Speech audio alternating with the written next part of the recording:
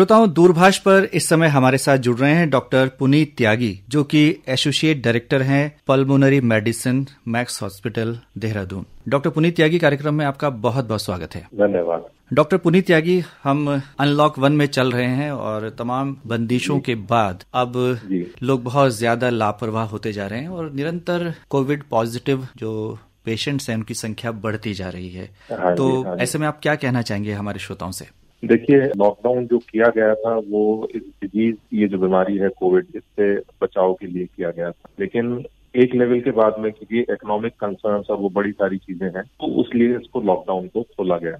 लेकिन अभी लॉकडाउन खुलने का ये मतलब नहीं है कि ये डिजीज जो है वो कहीं चली गई, बीमारी वहीं है। और जो प्रिकॉशंस हमें लॉकडाउन के दौरान लेने के लिए बोले गए थे या समझाए गए थे, वो बेसिक प्रिकॉशंस आज भी लेना बहुत ज्यादा जरूरी है। इनफैक्ट इस माहौल में, जबकि अभी अनलॉक फेज चल रहा है, तो इसमें हमें और ज्यादा प्रिकॉशन लेने पड़ेंगे। डॉक्टर पुनीत त्यागी, आमतौर पर अब चर्चा हो रही है कि ये जो इन्फेक्शन है कम्युनिटी ट्रांसमिशन हो सकता है। इसका थोड़ा हम जानना चाहेंगे, ये कम्युनिटी ट्रांसमिशन किसे कहते हैं? ये कम्युनिटी, अभी तक तो क्या था कि हम लोग ट्रेस कर पाते थे कि जैसे अभी फिलहाल दिल्ली की बात करें तो दिल्ली में एक तरीके से कम्युनिटी ट्रांसमिशन, पहले हम क्या करते थे कि ट्रेस कर लेते थे कि हाँ ठीक है कि ये एक पॉजिटिव पेशेंट था जो कि कहीं से ट्रेवल करके बाहर से आया था और उसके कांटेक्ट में ये जो है लक्षण मिले और वो भी पॉजिटिव मिल गए। कम्युनिटी ट्रांसमिशन में क्या होता है कि इस लेवल पे अब हमें नहीं पता कि कौन मरीज जो है कहाँ से इन्फेक्शन हमें मिला, ठीक है, तो वो कम्युनिटी में स्प्रेड हो गया, तो आप फिर एक लेवल पे ट्रेस नहीं कर पाते हो इन्फेक्शन कहाँ से मिला है, तो ये कम्युनिटी ट्रांसमिशन हो जाता है। तो हम कह सकते हैं कि हम उस दिशा में बढ़ रहे हैं? जी बिल्कुल, अगर हम प्रिकॉशंस नहीं रखेंगे, देहरादून में मैं अभी कह सकता हूँ कि अभी इस वक्त हम पूरे पक्के तरीके से नहीं कह सकते कि ये कम्युनिटी ट्रांसमिशन है, लेकिन हम अगर एहतियात नहीं बरतेंगे तो ये जल्द ही कम्युनिटी ट्रांसमिशन कन्वर्ट हो सकता है। डॉक्टर पुनीत त्यागी, हम आपसे ये भी जानना चाहेंगे कि बहुत बातें हो चुकी हैं, लगातार हम इसके स्ट्रक्चर की बात करते हैं, कोरोना वायरस जो है का बिहेवियर कैसा है, ये किस तरह से चकमा दे रहा है हमारे वैज्ञानिकों को, डॉक्टर्स को, अपना रूप बदल रहा है, स्ट्रेन्स भी अलग अलग किस्म के हैं। आप हमारे श्रोताओं को बताएं कि बेसिकली ये है क्या? देखिए, कोरोना वायरस पहले से हमारे एनवायरनमेंट में थे और काफी सालों से हमने कोरोना के और भी, जैसे सार्स था वो भी कोरोना वायरस था, लेकिन ये इसका एक बदला हुआ स्वरूप है और इसकी एक जो खासियत है कि ये कंटेजियस बहुत है, मतलब ये बहुत इजीली एक ह्यूमन से दूसरे ह्यूमन में फैल रहा है, ठीक है। लेकिन अगर हम ओवरऑल इसको देखें तो जो मैक्सिमम लोग हैं, अबाउट 85 to 90% लोग हैं, उनमें ये बिल्कुल एक सिंपल वायरल इन्फेक्शन की तरह ही होता है और ठीक हो जाता है और काफी सारे लोगों में इसके कोई लक्षण भी नहीं होते। सिर्फ ये जो 10 से 5% लोग हमारे हैं, जो 10% लोग हैं, उनमें इसके लक्षण आते हैं, जिनमें से कि एक बहुत कम परसेंटेज वाले लोग हैं जो कि ज्यादा बीमार पड़ते हैं, जिनको हॉस्पिटलाइजेशन की जरूरत पड़ती है। और उसमें वो सारे पेशेंट हैं, एक तो एज का एक फैक्टर है, जो ज्यादा एज वाले लोग हैं या जो डायबिटिक्स हैं, जिनको हाइपरटेंशन है, हार्ट डिजीज है, किडनी डिजीज है, लीवर डिजीज है, इस तरह की जो कोमॉर्बिडिटीज अगर साथ में है तो उनको इसका सीरियस इन्फेक्शन होने के चांसेस ज्यादा है। डॉक्टर पुनीत त्यागी, पल्मोनरी मेडिसिन की जब हम बात कर रहे हैं तो आप इसके विशेषज्ञ हैं और हम जानना चाहेंगे कि ये हमारे लंग्स को किस तरह से प्रभावित करता है, ये वायरस कैसे ये हमारे शरीर में प्रवेश करता है और फिर कहाँ पर ये रहता है और कैसे हमारे लंग्स तक पहुँचता है? देखिए, इसमें एक तो इसका ड्रॉपलेट इन्फेक्शन है कि अगर हम जो पार्टिकल्स हैं अगर उनको इनहेल करते हैं तो ये डायरेक्ट हमारे लंग्स में जा सकता है। दूसरा, ये फोमाइट से आ सकता है कि मान लीजिए किसी व्यक्ति ने किसी जगह पर छींका या खांसा और वो पार्टिकल्स किसी भी सरफेस पर जमा हुए और हमने उनको हाथ से टच किया और उसके बाद हमने अपने चेहरे को छुआ, नाक को छुआ या होठों को छुआ, तो वो इन्फेक्शन वहां से भी इस तरह से आ सकता है। और हेल्थ केयर वर्कर्स में की जो वो है वो बहुत ज्यादा देखी जा रही है। बहुत सारे नर्सेज और डॉक्टर्स जो हैं वो पॉजिटिव आ रहे हैं, क्योंकि जब आप हॉस्पिटल में इन पेशेंट्स की केयर करते हैं तो वहां पर काफी जनरेशन होता है इसका ड्रॉपलेट्स का और उससे इन्फेक्शन होने के चांसेस बहुत ज्यादा बढ़ जाते हैं। डॉक्टर साहब, मास्क की बात कही जा रही है कि लगातार हमें मास्क पहनना है और मास्क के जो प्रकार हैं उनको लेकर भी तरह तरह की बातें होती हैं। लोग कहते हैं N95 होना चाहिए, कपड़े से बना भी चलेगा, आपकी क्या राय है? देखिए, ऐसा है कि अगर हम हॉस्पिटल सेटिंग में हैं जहाँ पर की हेल्थ केयर वर्कर्स हैं, या जैसे मैं हूँ और मुझे पेशेंट को ओपीडी में देखना है तो मुझे N95 मास्क पहनना पड़ेगा।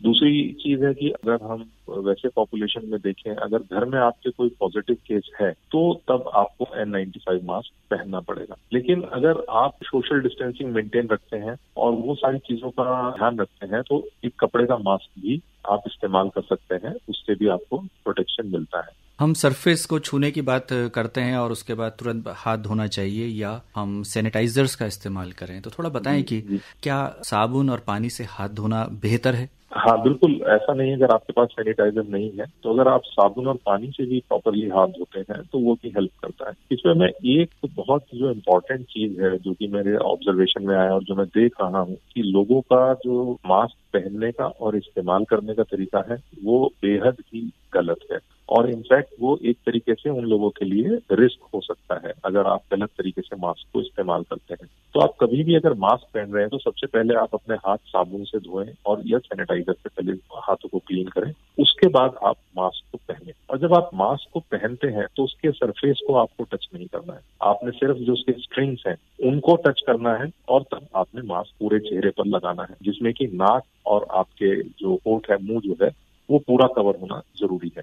अक्सर देखा क्या जाता है कि लोग कुछ समय बाद मास्क के सरफेस को टच करेंगे और उसको नीचे खींच लेंगे, जिससे कि उनकी नाक बाहर हो जाती है। तो ये सबसे एक डेंजरस तरीका है, क्योंकि अगर कोई भी वायरल पार्टिकल मास्क के ऊपर जमा हुआ है तो आप जब इनहेल करेंगे तो डायरेक्टली वो आपकी नाक में जाएगा और आपको इन्फेक्शन होने के चांसेस बहुत ज्यादा बढ़ जाएंगे। तो इसलिए मेरी गुजारिश है, जब भी मास्क को पहने तो पहले अपने सैनिटाइजर से हाथ क्लीन करें या साबुन से हाथ धोएं, फिर मास्क को पहने। और जितना समय भी मास्क को पहनकर आप रखें तो आपकी नाक और मुंह दोनों कवर होना चाहिए। मास्क के सरफेस को हाथों से बिल्कुल टच ना करें। जब मास्क को उतारें तब भी सिर्फ आप स्ट्रिंग्स को टच करें और मास्क को उतारकर सिक्योर किसी एक या तो कागज के लिफाफे में रखें या एक जो आजकल पॉलिथीन के जिप बैग आते हैं या उसके अंदर रखें। उसको कहीं भी उतारकर अपने घर में मेज पर या कहीं इस तरह की जगह पर ना रखें। तो ये बहुत जरूरी है। डॉक्टर पुनीत त्यागी, हम आपसे एक बार फिर से जानना चाहेंगे कि ये नाक और मुंह के रास्ते प्रवेश करता है, शरीर के भीतर पहुंचता है, उसके बाद लंग्स तक कैसे पहुंचता है और वहां पर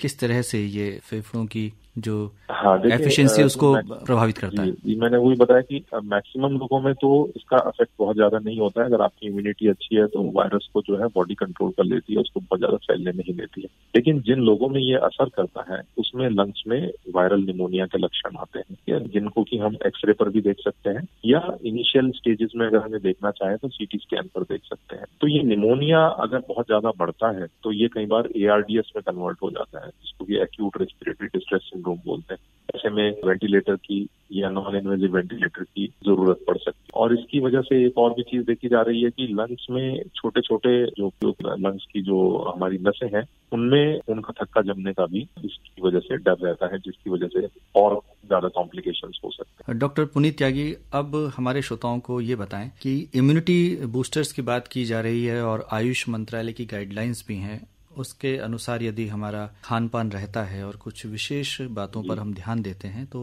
हमारी इम्यूनिटी बढ़ सकती है, रोग प्रतिरोधक क्षमता बढ़ सकती है। थोड़ा बताएं हमारे श्रोताओं को। देखिए, इम्यूनिटी को मेंटेन रखने के लिए बहुत जरूरी है कि आप डेली हल्की फुल्की एक्सरसाइज करें, अपने आप को अच्छे से हाइड्रेट करें और स्ट्रेस नहीं करें। देखिए, जो टेंशन है, जो स्ट्रेस है, वो एक सबसे ज्यादा आपकी इम्यूनिटी को अफेक्ट करता है। तो स्ट्रेस नहीं करें। अगर आपके पास समय है तो थोड़ी देर मेडिटेट करें, ठीक है। और बाकी अपना खान पान जो है वो बिल्कुल बैलेंस्ड रखें और बहुत ज्यादा मीठा और स्पेशली जो डायबिटिक्स और जितने भी लोग हैं वो अपने डायबिटीज को और उस सबको कंट्रोल में रखें और अपना खाना जो है परहेज के हिसाब से करें। और बाकी सब लोगों के लिए मैं कहूंगा कि सब लोग प्रोटीन रिच डाइट लें और प्रॉपर बैलेंस डाइट, जिसमें कि विटामिन C, विटामिन D और इस तरह की जो चीजें हैं उन सबको कवर करें। डॉक्टर पुनीत त्यागी, अब हम बात करते हैं कि सकारात्मक सोच कितनी मददगार साबित हो सकती है कोविड-19 से लड़ने में। देखिए, इसमें कोविड मैं जो अभी देख रहा हूँ, एक मेरा मतलब छोटा सा एक मुझे शिकायत की है कि अभी हम जो देखने में हमें आ रहा है कि मीडिया तरह तरह की वीडियोस वायरल कर रहे हैं कि यहाँ पर ऐसे पेशेंट को नहीं देखा, वहीं देखा।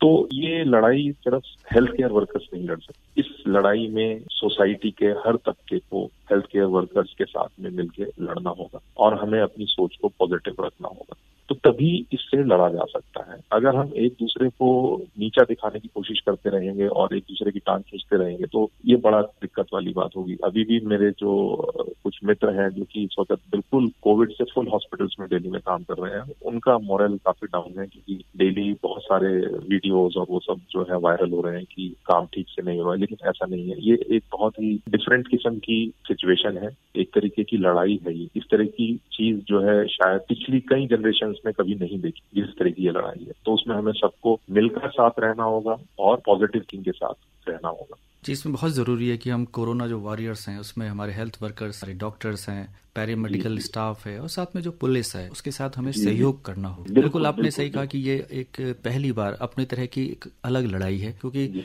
वर्षों पहले कभी हो सकता है कोई महामारी आई हो, लेकिन इस रूप में वो नहीं आई है। और आज हम तमाम संसाधनों की कमी के बावजूद इसको कंटेन करने में सफल हुए हैं, यदि हम अन्य राष्ट्रों से इसकी तुलना करें। हाँ, बिल्कुल बिल्कुल बिल्कुल। और इसमें मैं एक ये भी कहना चाहूंगा कि जिनके घर में भी बड़े बुजुर्ग हैं वो बहुत एहतियात रखें, उनको घर से बाहर नहीं निकालें, और खुद भी अगर आपको कुछ भी नजला जुकाम या कुछ भी है तो आप उनसे फिर दूरी बना के रखें, क्योंकि लक्षण काफी कुछ मिलते जुलते हैं। जो सामान्य फ्लू होता है तो बहुत जरूरी है कि अपने को अलग कर लें, आइसोलेट कर लें। अगर आपको सामान्य फ्लू वाले लक्षण हैं तो आप घर में भी फिर मास्क लगा के रखें, ठीक है, तो वो एटलीस्ट दूसरे को फैलने से उसमें बचाव होता है। इस दौर में लोग सोशल मीडिया से बहुत जुड़े रहते हैं और आपने बताया कि इस तरह की वीडियोस वायरल हो रही होती हैं। हम बिना सोचे समझे इस तरह की चीजों फॉरवर्ड कर देते हैं। क्या कहना चाहेंगे कि हम सोशल मीडिया को समय दें, लेकिन इतना भी नहीं कि हम 24 घंटे सोशल मीडिया में लगे रहें और बिना किसी आधार के खबरों को इधर से उधर करते रहें? जी बिल्कुल। और इसमें देखिए सोशल मीडिया पर बहुत सारे जो ऑल्टरनेट किस्म के ट्रीटमेंट और वो सब भी बहुत वायरल हो रहा है बेसिकली। तो उन सब के पीछे कई बार साइंटिफिक कोई बेसिस कुछ नहीं होता है, ठीक है। तो बहुत ज्यादा इस तरह की चीजों को भी फॉलो नहीं करें और उनको वो मतलब इस्तेमाल नहीं करें। कई बार पता चला कि आपने कुछ इस तरह की चीज का सेवन किया जिससे आपको और प्रॉब्लम हो गई, तो उन सब चीजों से बचें। मेरे ख्याल से ये ऐसा समय है कि जिस वक्त हमें एक पॉजिटिविटी बना के रखनी है और हमें सबको मिलकर इसके साथ ये लड़ाई लड़नी है और हमें जीतनी है, और हम जीतेंगे भी। आपने बिल्कुल सही कहा कि यदि एकजुट होकर हम इस लड़ाई में कूदे हैं और इसमें निरंतर हम प्रयास करते रहेंगे तो विजय जरूर मिलेगी। डॉक्टर पुनीत त्यागी, आज आप इस कार्यक्रम में हमारे आकाशवाणी केंद्र देहरादून से जुड़े और इतनी महत्वपूर्ण बातें हमारे श्रोताओं के साथ आपने साझा की। आकाशवाणी की ओर से आपका बहुत बहुत आभार, धन्यवाद।